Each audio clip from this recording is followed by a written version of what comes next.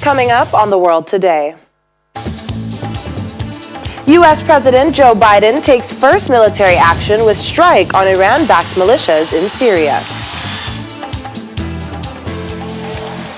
U.S. President also raises human civil rights in a call with Saudi King Salman.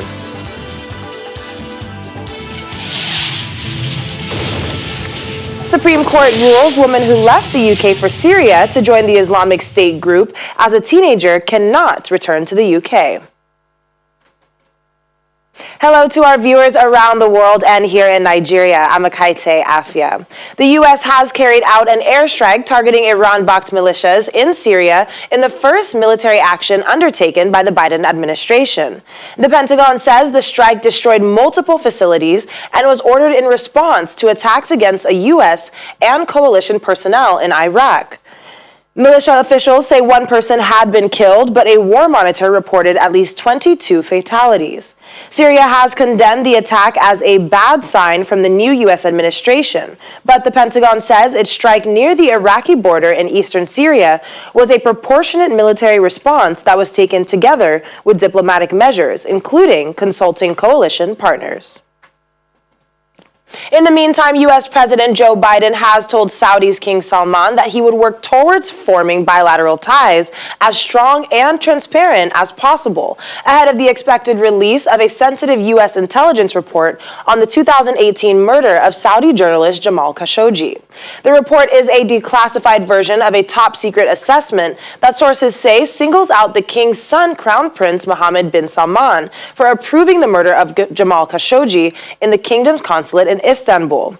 Khashoggi, who wrote Washington Post columns critical of the Crown Prince's policies, had been a U.S. resident. The release of the declassified report on his death is part of Biden's recalibration of U.S.-Saudi relations, in part over Khashoggi's murder. Our Washington, D.C. correspondent, Maria Burr, joins us now for more on the situation in the United States. Maria, thanks for joining us on the program. So let's begin with President Biden's first military action. How is it being received, and what more do we know about the airstrike? Hi, yes.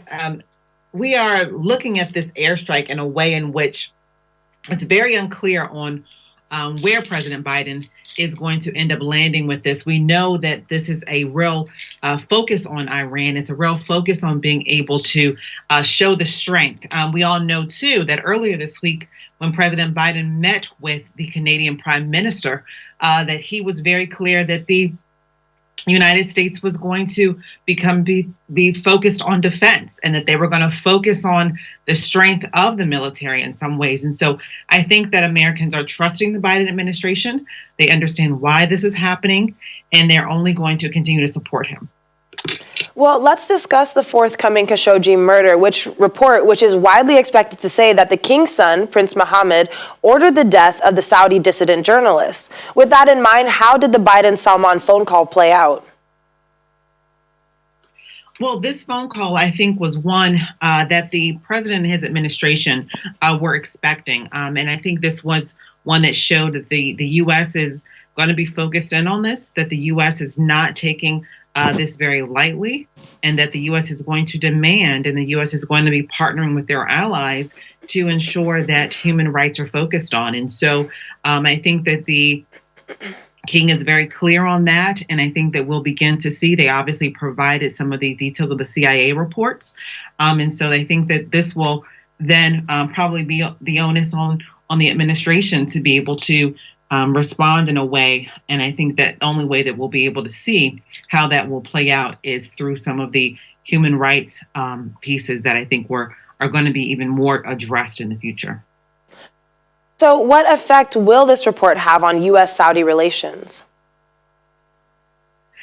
This is going to have, I think, a impact, I think, that will obviously be one that is showing some strong, very clear intentions, but it's one that I think is going to be focused on building some sort of a more collaborative work in the future. So I think it's going to start off a little bit rocky as many issues are addressed, because as we've said before, the relationship with the Trump administration and Saudi Arabia was not one that really focused on some of these core issues that President Biden is focusing in on. And so we're going to probably see some hardships in the beginning, but I think at the end of the day, we're really going to see how the U.S. and Saudi Arabia will become to benefit one another in a real type of way. Well, speaking back on the report, there's been a few legal battles as to whether the report should be declassified or not. So will this report be available to the public, and when is it likely to be released? This report is likely to be released early next week. So we'll probably see that this report will be coming on in the beginning part of next week. And then once the report is released, you'll probably begin to see some real kind of tangible factors as to how the U.S. is looking for the king to respond to this. Because as we know, the prince has been, some allegations toward the prince are going to be detailed in this CIA report. All right. Well, Maria, thanks so much for giving us further clarity on the situation there, and do stay safe. Thank you, Kate. In the meantime, United Nations boss Michelle Bachelet has welcomed moves by the Biden administration to combat systemic racism and end the family separation policy for migrants, but called for more reforms.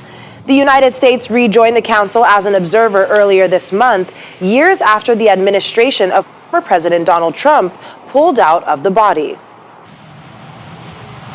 We also welcome new steps to end several migration policies that violated the human rights of migrants and refugees, including executive orders to end the family separation policy. I encourage further measures to tackle remaining issues, such as the massive detention of migrants, through the implementation of alternatives to detention.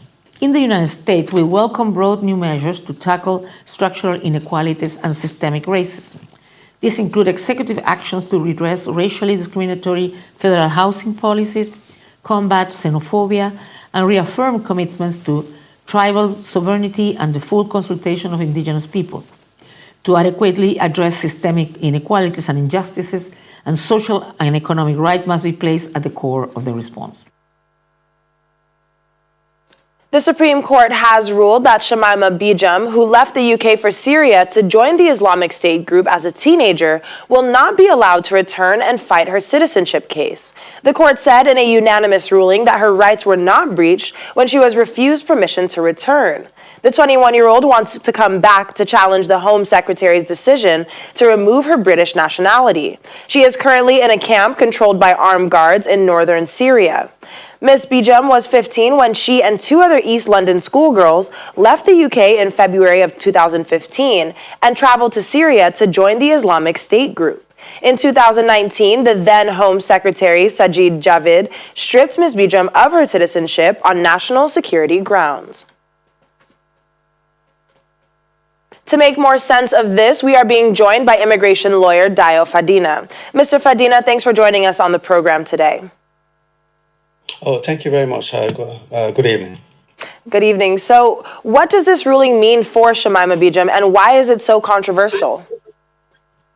First of all, it's quite controversial because what this decision means, if we are to go into the nitty-gritty of what this decision means, what it means is you could be deprived of your British citizenship, and you would not really have that recourse to be able to appeal against that decision, which is totally running against the tenets of what the rules of law really mean for the United Kingdom. That can't be right. A person's right to justice and a person's right to a fair hearing is paramount and sacrosanct. It should not be taken away. No matter how bad or how good a person is, or whatever offense that person has committed, that person still has that right to a fair hearing and to seek justice. The fact that this very particular Supreme Court case has now taken away those rights, it augurs, something very serious and ominous as far as the legal system concerning people like Begum is concerned. It's not right and it's not proper, and the consequences would be far reaching in the future. If we are to actually discuss this in the future, or when a situation is similar to this kind of matter being taken care of by the Supreme Court, it's not right at all. Well, you've spoken a little bit about this, but let's go deeper into that comment that you made. Liberty, the human rights group which intervened in Mrs. Bijam's case, said the latest ruling sets an extremely dangerous precedent. So do you agree with this? I totally agree with what the human rights spokeswoman was saying. It's a very, very dangerous precedent. What this truly means is that people like Begum, who are still in the Syrian camps, and who British citizens for that matter, are with children who are now stuck in these camps, under very, very high security. You have that they will not really have the children, particularly who are also going to be British citizens, would not really have any access to education, would not have any access to medical care. There are still so many threats of violence against women, against children in these camps, and the fact that these people cannot now appeal against the removal of citizenship or the privation of citizenship would spell quite a very doomy situation for the people concerned. It's not right, and the consequences, the precedent in itself, I hope is challenged and overruled, because what it means is citizenship could just be taken away from you, despite the fact that the lady concerned was a 15-year-old when she went to Syria. She was influenced, by a gang. She decided to go with friends. Yes, she's done wrong, no doubt. But for you to now deprive her of citizenship and deprive her of the right to be able to appeal against this, it's not right at all. And again, she doesn't have any citizenship right now. What the courts are saying, and what I think the Home Office is also saying, is that she's got the right to dual nationality, which is the fact that she could lay claim to a Pakistani citizenship. But for you to become a Pakistani citizen, you need to make an application, and the government of Pakistan would have to accept you as their citizenship, as their citizen.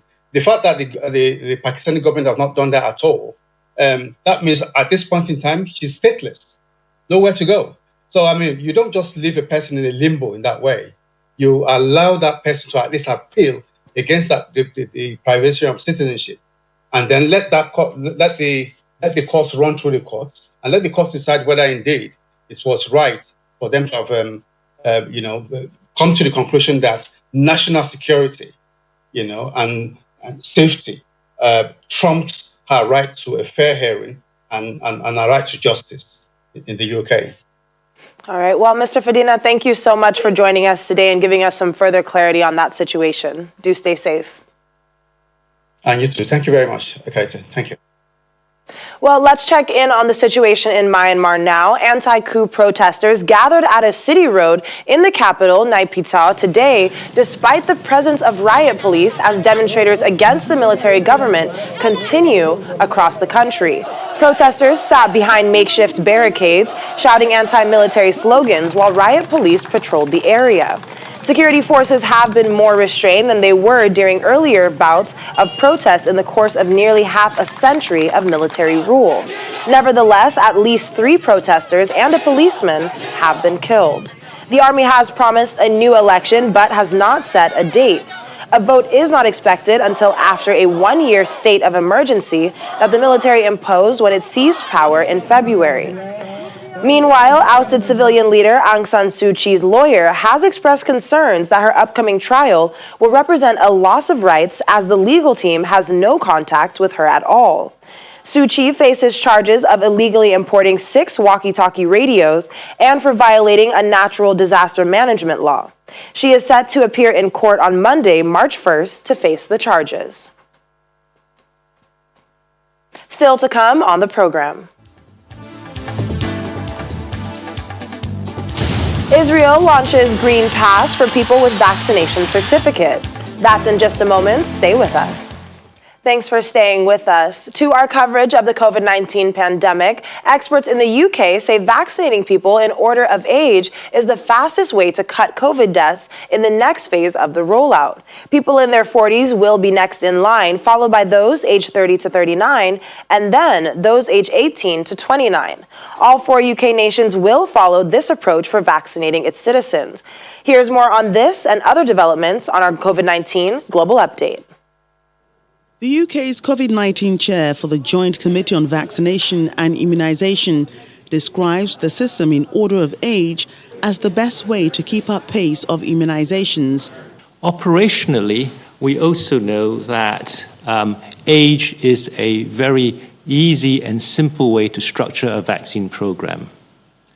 When we consider occupational groups, there are occupations where the risk of exposure to the virus might be higher.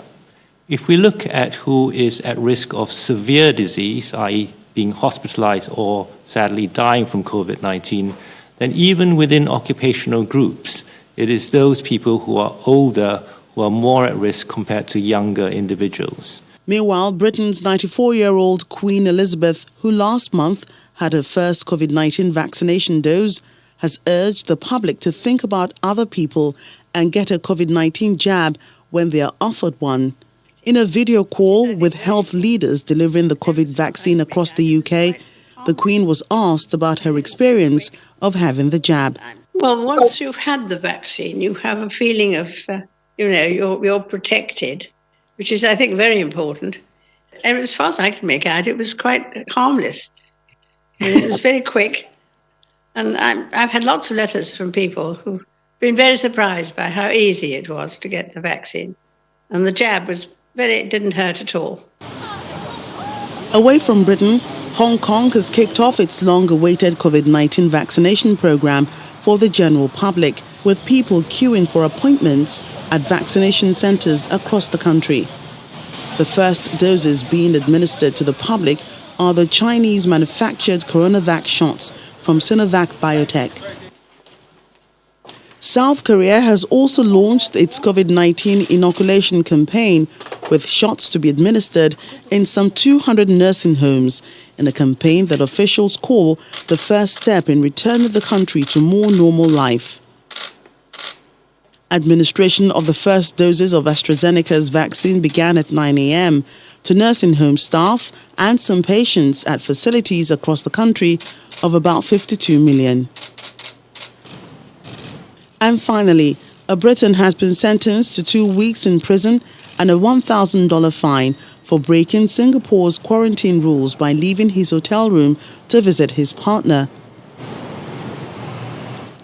Nigel Skier left the room 3 times on September 21st last year, one of which was to meet his Singaporean partner, who was not in quarantine but had booked a room in the same hotel. Ski was also not wearing a mask while breaking quarantine, which is required in Singapore.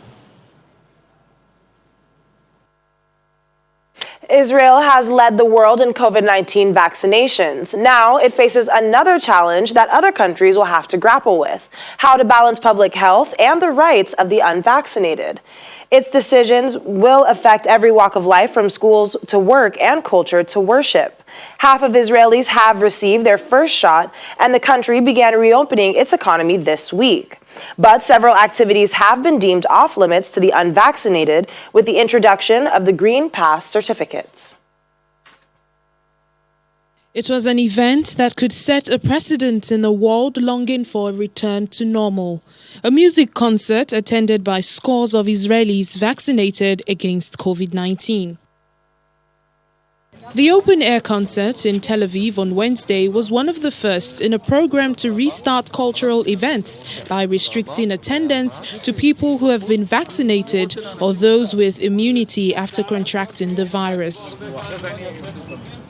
Attendees were required to show a green pass, a government-validated certificate showing they had received both doses of the vaccine more than a week prior to the event, or that they had recovered from COVID-19 and were presumed immune.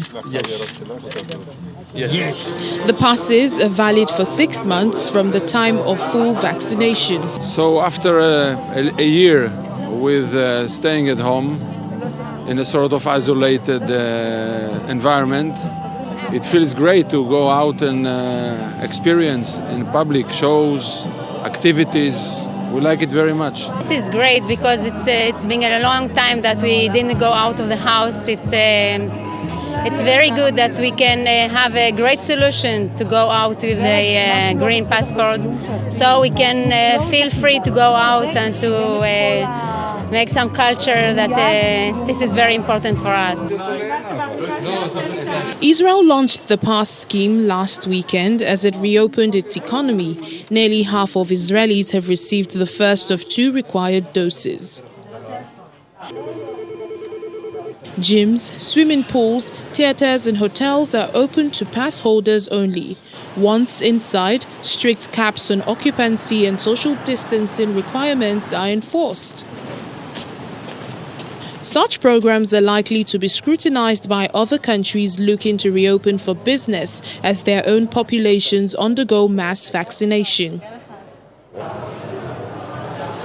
Health officials in Israel, which has led the world with its fast rollout using the Pfizer-BioNTech vaccine, hope the scheme will also act as an incentive for vaccine skeptics. For more on this, we have VOA correspondent in Jerusalem, Linda Gradstein. Linda, after a tough lockdown, Israel has now reopened services, but some only allow customers who are fully vaccinated and have a green pass to prove it. So how are Israelis reacting to this rollout? So Israel has rolled out a system called the Green Pass. This is what it looks like. It's got a QPR code on it, and it's something that you can download from the Ministry of Health after you've had both shots. And the idea is that it will allow people who have had 2 doses of the vaccine. Israel is using the Pfizer vaccine. A week after the second dose, it allows them access into certain places like gyms and malls and restaurants. And if you don't have it, then you can't get in. For example, I went to my synagogue this morning. It's a Jewish holiday called Purim. And we had 2 groups. The one group was inside, and I had to show this paper. The other group was outside. So people can still get together. And for example, some things are open for anybody, whether or not they've been vaccinated. All right. Well, Linda, thanks so much for giving us some more clarity on that situation, and do stay safe.